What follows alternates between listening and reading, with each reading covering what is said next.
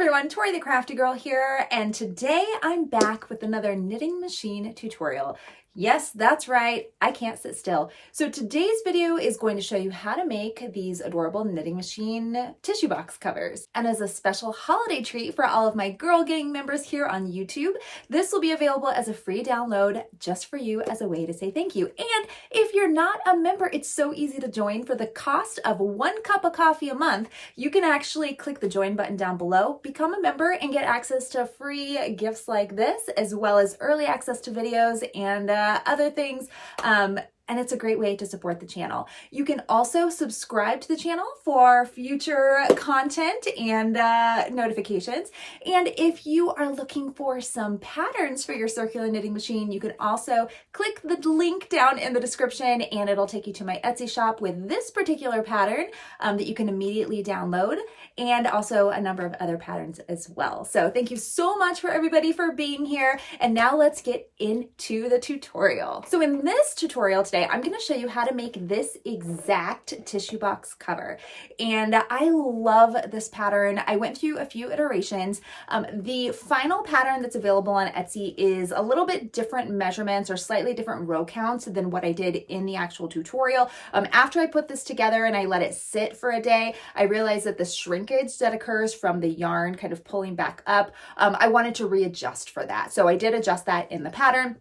And I do call it out in this video, so you'll be able to see that as well. But essentially, this is a beginner-friendly pattern. It should take you between 1 to 3 hours, depending on your skill level. And the yarn weight that I used was 4 weight, and I used the 32-pin Mushroom House circular knitting machine. If you do not have a 32-pin, you could possibly use a 40-pin. It would just sit on it just a little bit bigger, but the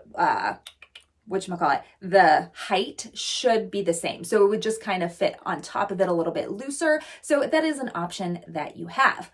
There's also, speaking of options when it comes to this particular project, you can customize this for everyone on your gift list. So in this case, I actually just took this and I did multiple colors to kind of give it a, fun little rainbow look. And then because I was really into fuse beads for a while, remember that?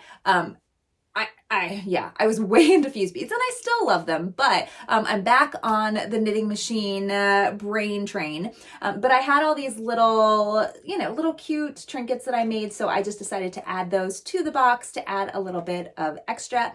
You can also change colors and make customizations based on the loved ones in your life, like your Taylor Swift fans. So this one I actually did, I'm a huge Swiftie, if you didn't know, and this one I really did. This was the first one. So this one doesn't look perfect. She's got a little bit of, she looks like a cardigan that was under someone's bed, okay? But, okay. Sorry, that was cheesy. But anyway, so you could do something like this as well. You really can make these for every single person on your gift list. It's such an easy and fast make.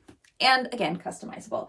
So with that said, we're going to dive into the tutorial. If you have any questions as you go through, don't hesitate to pop those down into the comments. I respond to most comments within 48 hours, and I always love answering questions from all of you just to make sure that you're getting the most out of this channel. So without further ado, let's dive in. All right, for this project here, it's actually super simple. What we're doing is we're actually making 4 tubes. That is it. So this is definitely a beginner-friendly project, and I've already made 3 of the tubes here, and we're going to walk through, since this is a beginner-friendly tutorial, I am going to walk you through making the last little tube here. We're going to cast on. I'm going to show you how to use waste yarn with the ripcord. We're going to do a color change, so I'll show you how to do a color change, and then we'll cast off with waste yarn as well. Once we have all of our pieces completed, then we'll come back together and I will show you how to put it all together to make our adorable tissue box cover. So first thing we're going to do when you're casting on, I always reuse my waste yarn, no waste, right? Which, interesting. So we're going to cast on to your machine, and what that means is you're going to leave a little bit of a tail here. I think a good best practice, especially if you're brand new, is leave enough tail to at least touch the bottom. It does help the longer it is because it doesn't slide out of that first pin. Then you need to make sure you've identified which pin you're going to start with. And that pin, you should just always start with it. That way you get in the habit, and it also creates a really consistent look, because if, let's say, you're doing a color change or you're casting off your machine and you accidentally do it on a different pin, you're gonna create some problems with your piece. So this white pin right here on the mushroom house. And so in fact, this machine right here is by Centro, but I think it says Zevdbite on the front. I don't know. It's just the mushroom house. It has a cute little top on it. This is a pretty inexpensive knitting machine, and I find out of the really inexpensive versions, this one I really like. It has 32 pins, and I'll put a link down below in the comments about my unboxing when I first got it. Centro actually sent me this, so I definitely want to call that out, that this was a gift from Centro. I have purchased 3 Centro machines on my own with my own money, just to clarify, but they didn't send me this specific one a while back, and so I just want to make sure that I do recognize that. And it happens to be one of my favorites. It works really well for many different things. I like it because the 22 pin Addy, which is one of my favorites, is a little too small for this project. The 46 pin is way too big, so this one right here is just right. If you have a 40 pin, you probably could use that, and it will have similar results. It will just be, what are we at? So this is 32, and if you have a 40, so 8 additional pins. So, I mean, it'll probably be about that much bigger, and, you know, it could work. It could work depending on if you make your tension a little bit tighter. All right, so let's dive into the casting on piece. So you're gonna pull your yarn, okay, under the pin, and it's really dark on the side, I realize, under the pin that is right before the first pin that you're going to be as your number 1. Okay, and then you're going to crank your handle until it pulls down just a little bit. We just want to lock it in place so it doesn't slide out. Again, another reason to have that really long tail. And then to cast on, all we're going to do is go behind and then in front. Behind, in front, behind, in front. And you're just going to do this all the way around. And it may take a little bit of time to get coordinated enough to do this quickly, and that's okay. You don't have to be fast at this. You want to be accurate. Now, when you get back to this pin, you'll know you're at the right pin because you'll see that there's that little black loop on here, right here. And then you're going to pop that in. This is your little yarn guide. Down here, let's move the camera just a wee bit. Down here, this is called a yarn tensioner, and with the Centro products in particular, they have one of these yarn tensioners. It helps you get consistent yarn. With Addy, I think you can buy add-ons to this. I know there's a few different makers out there that do create these, I think with their 3D printer, but I don't use one of these for my Addy, but I do use it for this machine here. So for this particular pattern, I am using the second tensioner. Second tension hole. So if for some reason your yarn, you start to knit and you realize that it's not going to go really easily with that second hole right here, your yarn may not be the right size. Just making sure that, again, everything is based on, I'm using 4-weight yarn and I'm using this second tension hole right here. So we've just cast on 1 row, and now we're just going to continue to go around. Now, I want to pause for a second because I've had actually quite a few of you message me on YouTube saying that there's something wrong with your machine because the second time you go around, you still have these little blank spots here. And that's normal. The first 2 rows are essentially, this is when you're casting on, it's getting into the machine, the needles are picking it up and doing all the wonderful magic underneath the lid right here. So go around, all the way around. You can go slowly. And then when you get back, you'll notice that now, look at that. Now we're back to where we want it to be. Now with your bottom waste yarn, I would say do like 4 or 5 rows, and then we're going to use a ripcord. Now I'm not counting the number of rows because I'm just using my same waste yarn that I always use, and I have it cut to size. So I think this is actually 6 rows. I'm not really paying attention, but there we go. Okay, so now we are back. Again, here's our very first pin. We're gonna take the waste yarn tail and we're gonna put it in the center. Now a ripcord, you may be wondering, what the heck do I keep saying with ripcord? Ripcord is another contrasting color that you use for the bottom waste yarn, and that's gonna allow us to essentially rip that cord out when we're done and pull off the waste yarn from the bottom. The waste yarn at the bottom is actually more complicated to take off. It doesn't just unravel. It does kind of lock into place a little bit. So this is my go-to method ever since I first got my machine. This is how I do it. So you're gonna add this one strand, okay? But make sure it's all long enough to go all the way around. We're gonna add this one strand and you're gonna hold on to both of these. I need to get better lighting over here. Sorry, y'all. For some reason, my lighting is just not working quite well today. There we go. Probably because I'm wearing a big old sweater. There we go. So now you're going to hold on to both of these. Make sure that the last yarn tail is under the hook and your new working yarn, or the new, in this case, ripcord, is in the yarn guide and held onto by your fingers.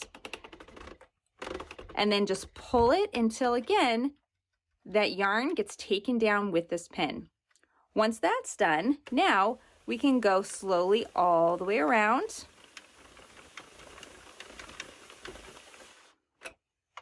If that rides up, just make sure you pop that down. And now we're going to take this ripcord out and put it in the center. Now we're ready to add our working yarn. So for this particular project, as I mentioned, we need just 4 tubes. The tube that I'm going to show you is one of the sides that is going to fold over at the top and join with this piece so that it makes the top portion where the tissue comes out. So we're going to do one color on the bottom, and then we're going to use the same lilac color at the top, or the lavender color at the top. So then the top is just going to be all the same color. So this is the color I'm going to use. I'm just using Big Twist. This works just fine in this machine, but use whatever yarn works for you. And now that we've used our waste yarn and our ripcord, we're gonna again take our yarn tail, put it through the yarn feeder, and in that second tension spot, hold on to the yarn tail, okay? And there we go, now we're ready to go. Now, before I get too far with this, because my brain is always all over the place, I always keep a pen or a pencil and pad of paper next to me because there's no row counter on this. If you have a little manual row counter, I would suggest using that. You can also buy add-on counters to use for your machines. But you definitely need to keep track because this is very pattern specific to the number of row counts. So we, for the first color, are going to go 25 rows. So we'll just knit 25 rows and then we'll come back together and I'll show you how to do a color change.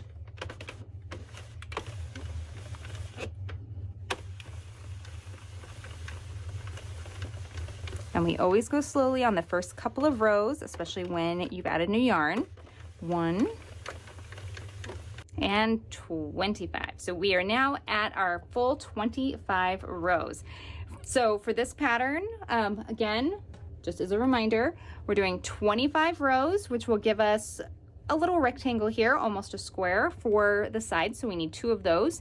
And then we need 35 rows for the longer pieces. So if you're going to do this all the same color, this would go a lot faster. But if you want to add in some variations, that's where this comes into play.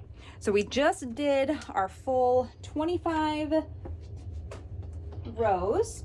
Now we're going to do a color change, and color changes are super simple. You don't have to get all crazy and technical. I will totally admit, when I first started with the knitting machine, I watched every single, video tutorial tip on how to do color changes. There were so many crazy options. It had me doing some twist around things for a while. And people were going back in with crochet hooks.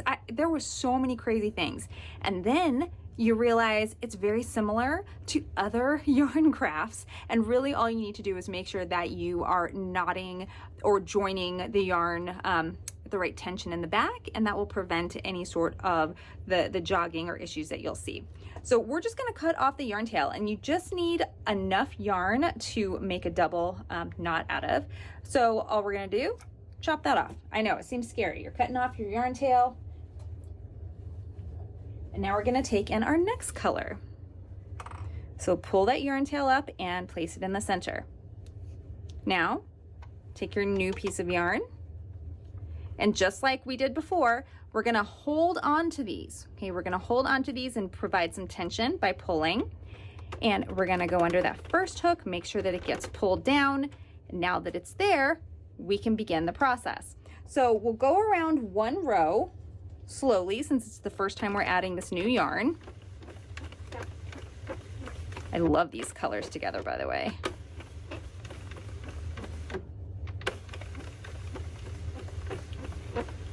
Okay, so we just did one row. Now, after we do one row, what I recommend doing is going ahead and doing a single overhand knot before you go any further. So we're just gonna take it, tie those together loosely. We're gonna go back and do it once we cast off the machine. So now we're ready to finish and just do 10 more rows. That is all there is to this part of the color change. The second part to the color change is gonna come, like I said, once we take it off the machine, we're gonna tighten it up on the inside.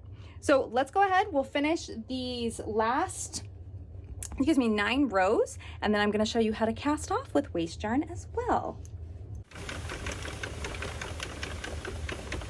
And 10. So we are right back to the end. Now for the yarn tails when casting off, for this particular project, I am leaving a bit of a tail, probably about, it's like maybe 2 yards or 2 feet. 2 feet? Yeah, about 2 feet. And the reason for that is we are gonna stitch all this together. So it's a good idea just to have that. Now we're gonna cast off. Is this enough contrast? So I always wanna make sure I have some nice contrast for the waste yarn. And casting off is even easier because we don't need a ripcord.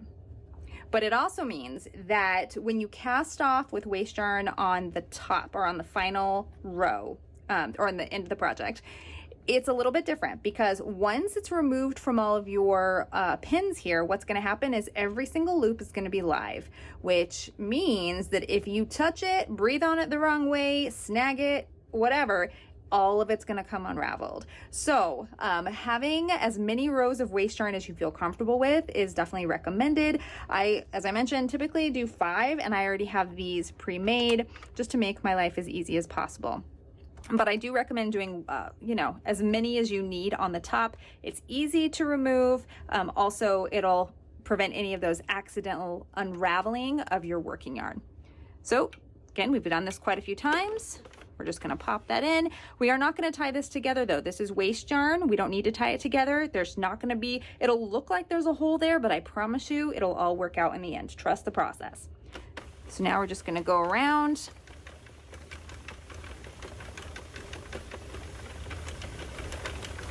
And this is, again, another comment that I get quite often from folks that feel that they've made a mistake because they see this hole right here. This will happen with color changes as well. If you don't do that light overhand knot, you're gonna see this here. It's not wrong, okay? It just looks scary, but it's not wrong.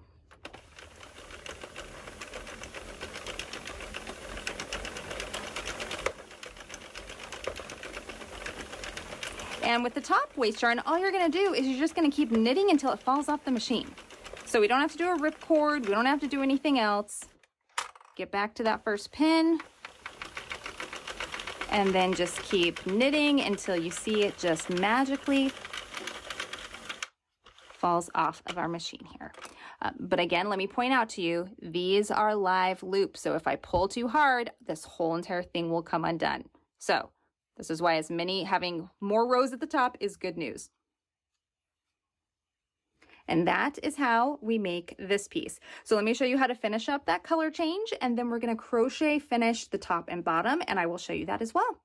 Okay, now you may be thinking, okay, this doesn't look right because this looks long and it looks too skinny. Well, guess what? We haven't stretched it yet, but we're not gonna stretch it just yet until we get on the inside and do that color change. So right now, let me show you what we're gonna deal with here.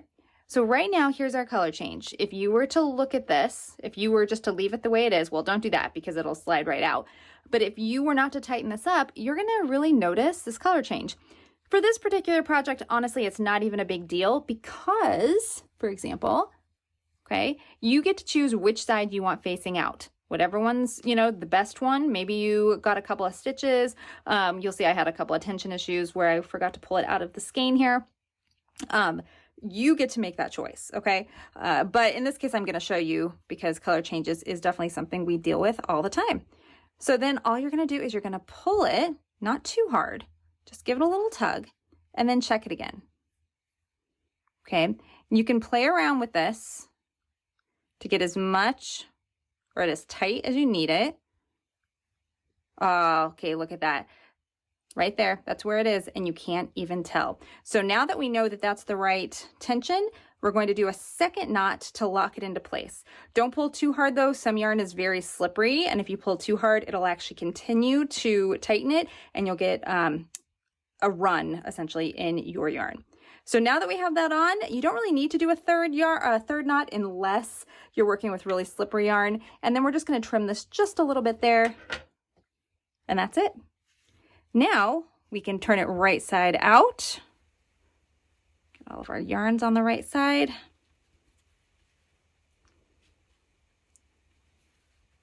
There we go. And now we give it the good old stretch.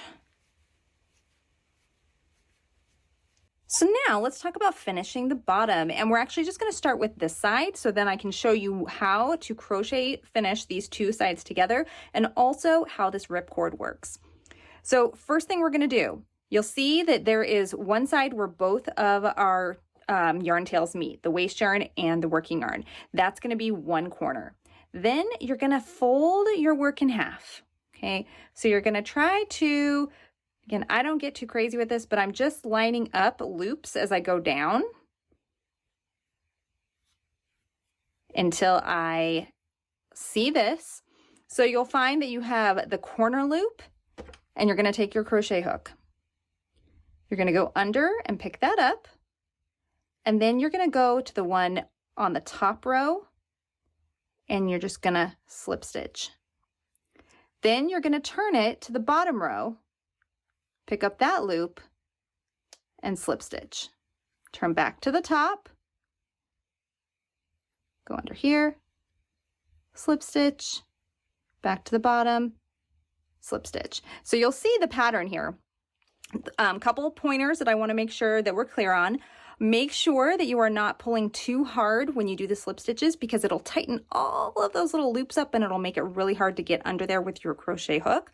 Also, don't forget any. I know it seems probably like common sense, but especially in the corners, they can get hidden down there or tightened up a little bit. So just make sure you do not miss any. But you can see how helpful it is to have yarn, the waste yarn that's a way different color. Makes it very easy to find these loops that you need to pick up. So we're just going to continue all the way down, and this is just one of the easiest and prettiest ways to finish the end of a project. So if you're working on a scarf and you want to have, you want to use a tube and not work on a panel, you can finish the ends just like this. Headband, pillow cover. See, and I almost missed that one. Now, are there other methods you could use? 100%. If there is something else that you are more comfortable with, go for it. I just prefer this method because I think it gives us a nice, super clean end. Okay, so now we get to the end, and this is where, again, we need to be very, very mindful of not missing any loops because sometimes they get hidden.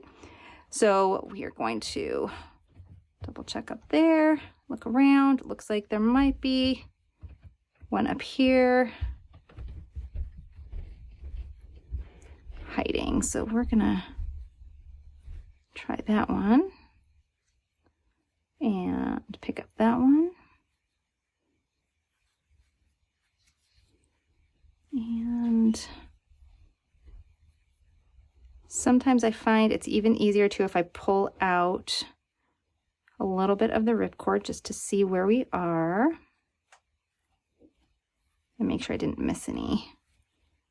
And that looks pretty good. So now I'm going to take that yarn tail and I'm going to pull it through this loop here, but I'm going to do it gently because if for some reason I missed a loop over here, which, you know, may happen, then I need to make sure that I can not have this as tight so I can undo it and pick up those loops. So now that we have that done, we're ready to take our ripcord out.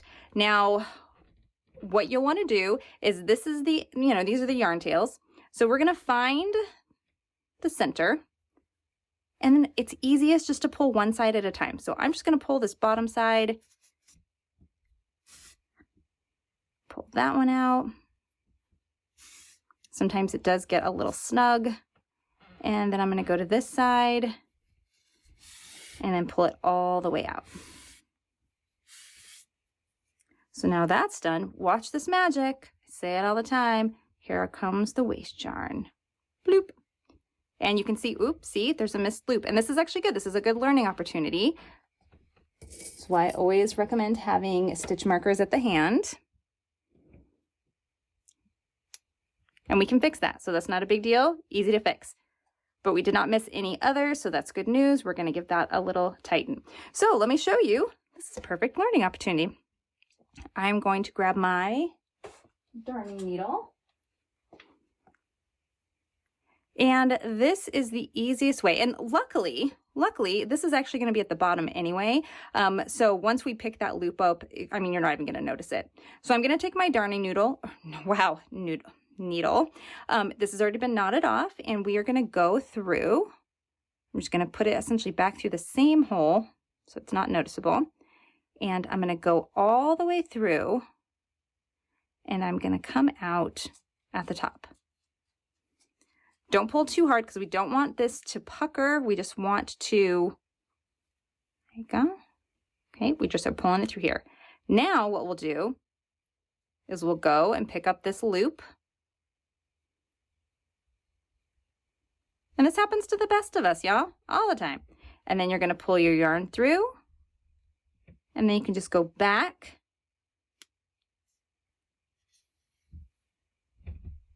Pull out that. And there we go. So it is barely noticeable. I mean, if you didn't know that we had just done that, you wouldn't notice it. Now, what to do with this? Because it's not knotted off, which means that it could slip out. It could cause an issue. This is going to be the bottom of my project.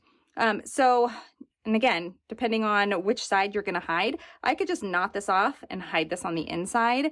I think this is going to be the back. So I will just go through. And I just did a knot right there. Again, it's going to be on the inside, so that doesn't really bother me. And now I'm just going to go and hide this yarn tail just by pulling it all the way in. And again, that's still barely noticeable, to be honest. And then I can cut off the remaining yarn tail. Now I just have to remember, in fact, because my brain will forget, this is the side that we want to be facing out. So we're going to make sure that I remind myself that. So that is how you do this beautiful finish at the bottom. Also how to fix if you're missing a loop really easily.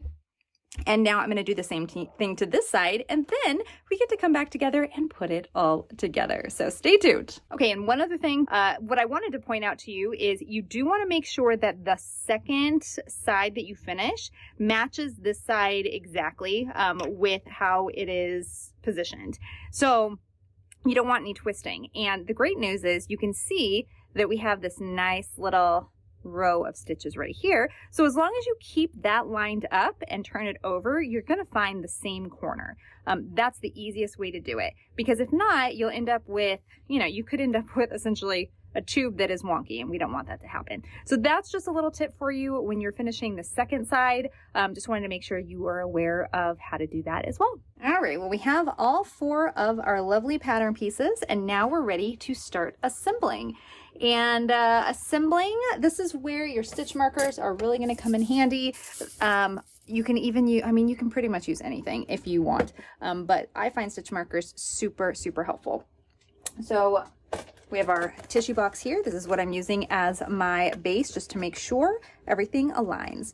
And so first thing I'm gonna do is, this is the piece, the purple is gonna go at the top. So I'm just going to align that like that. You'll see here. Okay, so that's going to go here, and this is just to show you. And then whatever color you want next to go here. This will then go here. Okay, and then the pink one on the other side. So it's kind of hard to show it like this. So let's go ahead and put the stitch markers on, and I will show you before we stitch it all together. So again, to identify which sides you want facing out. I think this one doesn't really matter, so we'll go here. And you do want this to line up perfectly. So we have these, you know, we have this pattern, so you don't have to guess. Again, which is why if you want to support the channel and go purchase the pattern over on Etsy, I would be forever grateful. I do spend a lot of time doing samples and trying out different machines and, you know, just different ways to make these patterns. So any support you can provide is 100% super helpful, and I would appreciate you forever. But also just being here, watching this video, liking, subscribing, all of that, free ways you can totally support me as well. So thank you so much for that. Now with, as I mentioned, the pattern, we did 25 rows for our base. So these are all 25 rows and these 4 colors here. Then we have 10 at the top and 10 at the top here. So easiest way to make sure that these are all aligned, okay, it's just count down your 10 stitches. Now for us, right, for this particular pattern, it's going to be super simple. You can tell where the color changes, and that's where your 10th stitch is. So this is so much easier.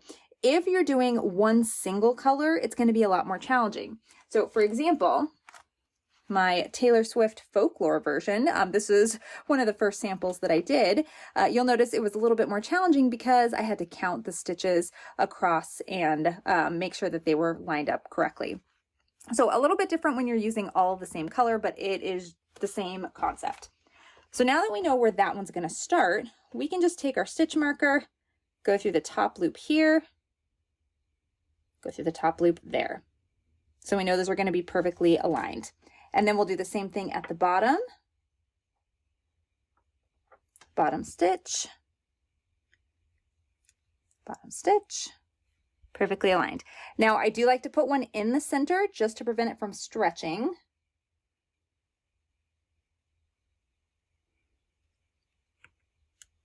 There we go.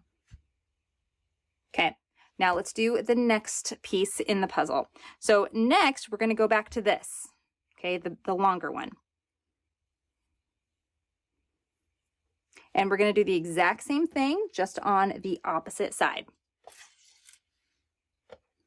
So we'll find that first little loop here, a little bit harder since that was the cast off side.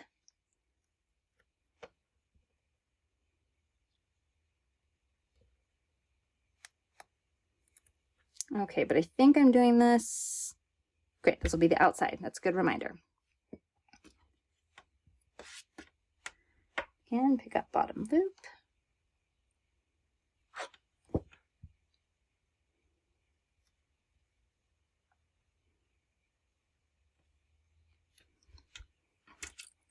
And then just one in the center for good measure.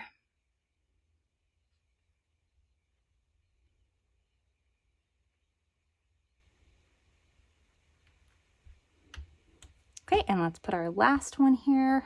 All right, now what we're going to do is we're going to do the same thing over on this side. So we're creating that box shape.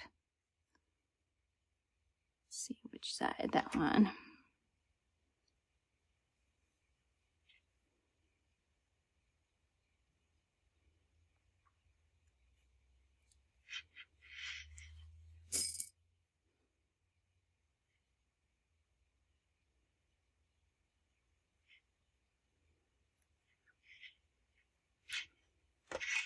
Okay, so now take your tissue box, because this is going to help just a little bit. So we have essentially our box, but we want to make sure that we are aligning the whole thing. So we're going to stick this on top. Okay, and now you'll see how it's going to start to come together. So a few more stitch markers. So first thing I'm going to do is I'm going to find the corner here, and I'm going to find the true corner over here. Put those together. Do the same thing on this side.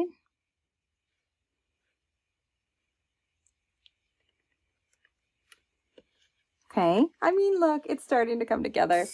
And then the last thing, I'm going to do 2 more stitch markers, and I'm going to take the center, okay, and I'm actually going to put it through all of them.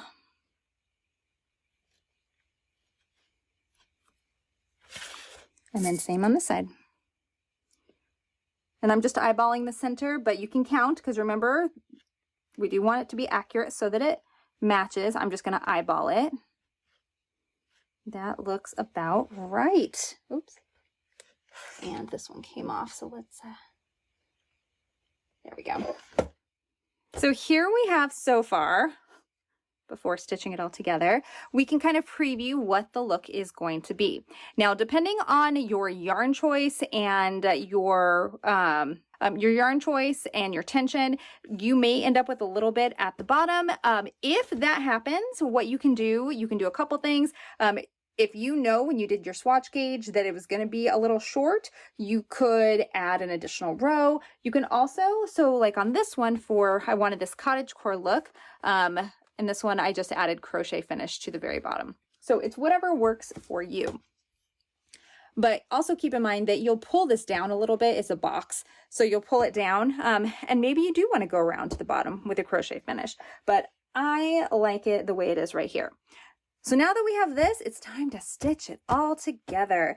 And again, as you work with yarn, there are many different methods to stitching your piece together. You can use mattress stitches. You can just use, whip stitch just to stitch it around. You can crochet stitch it all together. Really, truly, whichever method you enjoy. For this one, I will show you. I did just like a whip stitch method. I don't really like the way this finish worked here. I wanted it to be a little bit cleaner. So you'll see, again, I was just experimenting with how that looks with the yarn. I don't hate it, but it's not quite my favorite. So with this one, we are going to go with a mattress stitch. And I'm going to start, really, it's up to you with where you want to start. I have a really long piece right here, and this piece will allow me to go all the way up, all the way over, and all the way down. So I'm probably going to use this side and stitch this side together first, and then we'll move on to the second side. And we're really only stitching 2 sides together. That's it, which makes this such a fast project. And I do find it easiest to stitch it together on the box. It just works best for me. So I am going to start, like I said, on this corner here, and I'm going to come up through the stitch. So I'm going to find the post that's on the inside of this stitch. Okay, I'm going to find that post, and I'm going to go ahead and tighten that up. I'm going to just pull it over, and then I'm going to come in here and find the post. Okay, so we've tightened it down initially. So now we're going to do a mattress stitch, and you want to find the rows that you want to align. So in this case, we have these 2. They're perfectly aligned. Typically, I am looking for the V's to go the same direction. In this case, it's not quite going to happen, and that's okay. We still have 2 V's, so we're going to see how we can make this work, but we're going to go under. Okay, again, picking up on the opposite side, the post, not the loop. Come back to this side, take your needle, find the post here, and pick that up. And I'm doing this loosely because we're going to tighten it in just a second. Then we're going to go back and pick up another one. Now you can do 2 at a time. So you'll see here, let's say I wanted to do 2 at a time here. And for this particular project, that would be perfect. For some projects, you do want it to be a little bit more secure. So maybe you only do 1 at a time. There's 2 on this side. Okay, now before we go too far, what I'm going to encourage you to do, put the loop on your finger. Okay, so put this loop on your finger of the yarn tail. And the reason for that is, and that's going to make it easier when we start the mattress stitch up again, because we're going to tighten this really fast. So you'll see there's our little kind of hard to see here with my fingers in the way, but we're going to pull, not pulling this tail, but we're going to pull this tightly. Okay, so we're going to pull that tightly and they come right together. And now we can give that a little tug because we remember we were on that side. So that's just something that I do just to make my life easier, so I don't forget which row I'm working out of, because it can twist. And right now I can, yep, there we go. So now we come back, again, pick up 2.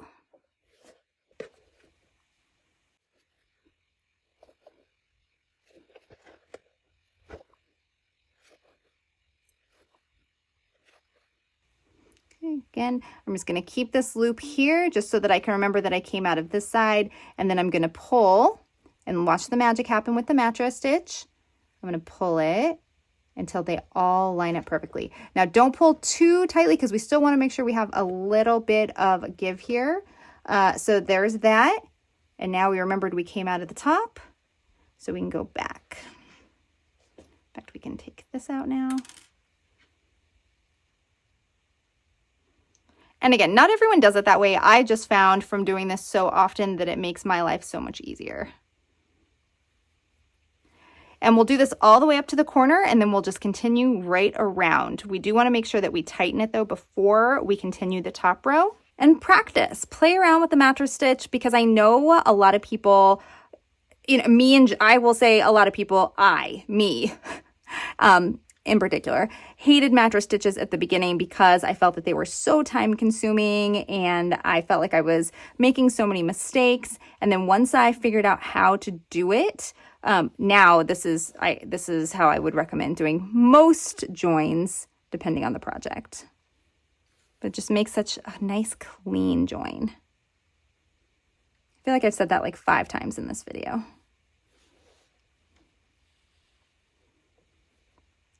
And we're almost up to the corner. Corner.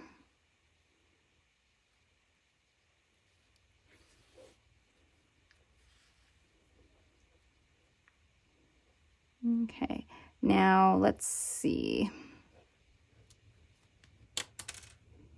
May not be another post in here. Is there another post?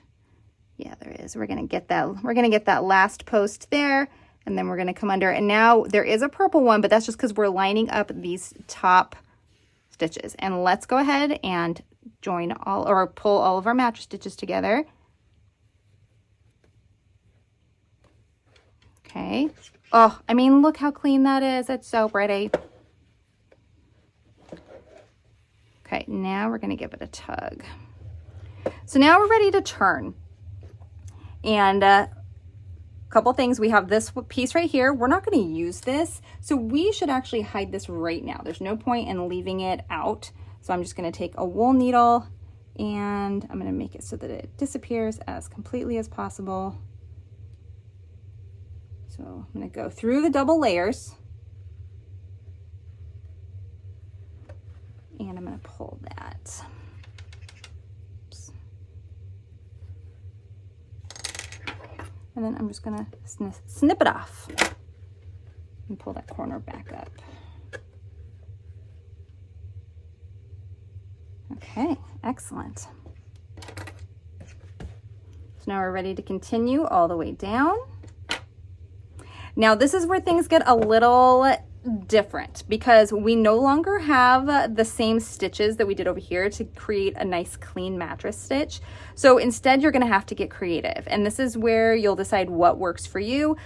You can kind of do a semi mattress stitch where maybe you're doing, you know, a post on this side and then a post on the other.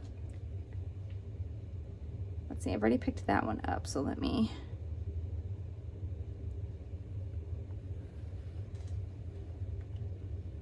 just want to make sure that it joins and it is a clean join. There we go. So you'll see I'm just going to go through here, and there's not really a post under here because they're joined together with crochet. So we will maybe just pick up a couple on this side. The one thing you do need to make sure is that this is even. So make sure that sometimes you might have to pick up, like on this side I'm picking up 2 loops even though I did one over here. just to ensure we have this nice even look. And I'm gonna tighten it as I go. Again, I'm gonna go back through and I'm gonna do that. And let's see, how are we doing over here? I'm gonna do 2 loops again. Oops.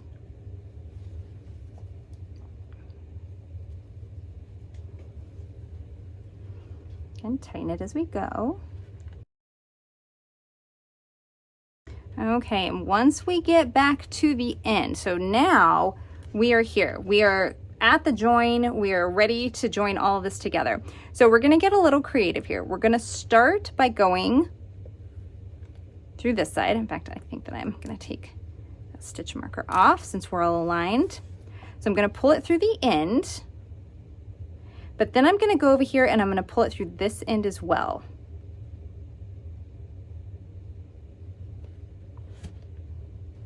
And in fact, we have this here, so we could tie it in a knot, but then you might have a visible knot. So let's go ahead and hide this one. I don't think we're gonna need this one unless we did not have enough to go all the way down. So just with these yarn tails, if I didn't have enough to go all the way down, I would just use this, which is why I didn't cut it off in the first place, but we do not need this. So I am just going to, in fact, I don't need that. So we are going to try to make this as invisible as possible.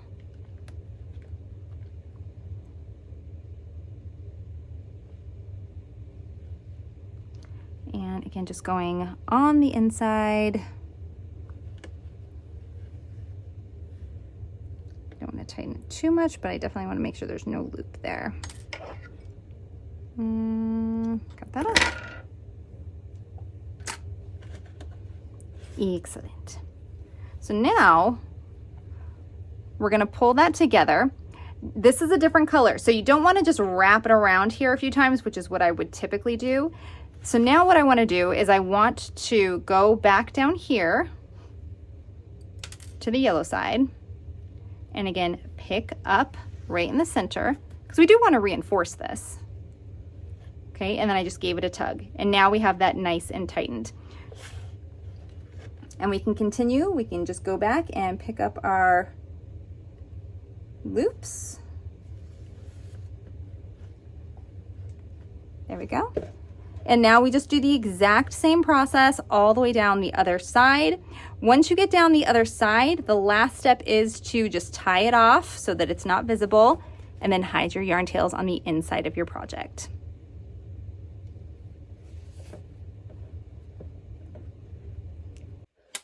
Okay, once we get back to the bottom, once again, we just want to make sure that we are getting the very last loops in here.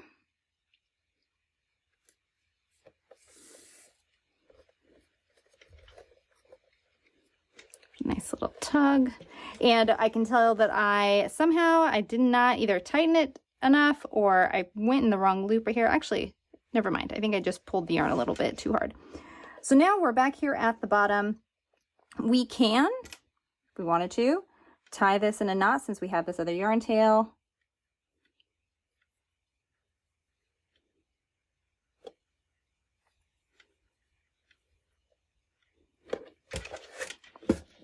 And then what we'll do,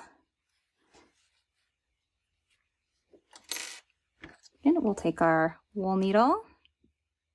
And the reason I love using a wool needle, by the way, and switching back and forth between the darning needle is because with this wool needle, I can pick up 2 strands at a time, which I really find a time saver.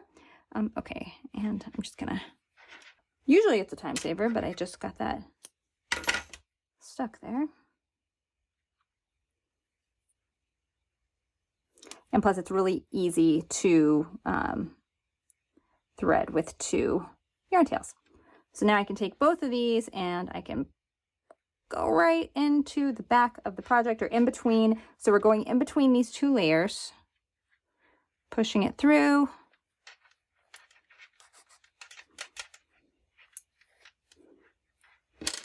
And giving them a nice, a little snip. And now when you pull it, it disappears into the project. Now, one thing that is bugging me a little, I didn't quite line that up perfectly. And so let me show you how I would fix that. If something like that's bothering you. So you could just go back. Actually, I'll come back from the back area. And then I'll go back to this side. Just remember, it's a color, so you don't want it to be visible. So make sure you're going on the inside of those loops. So now, if I were just to tighten this up here, it gives us a better join. So just again, another really easy tip. And all we're going to do is knot that together and hide it between the layers. That's it.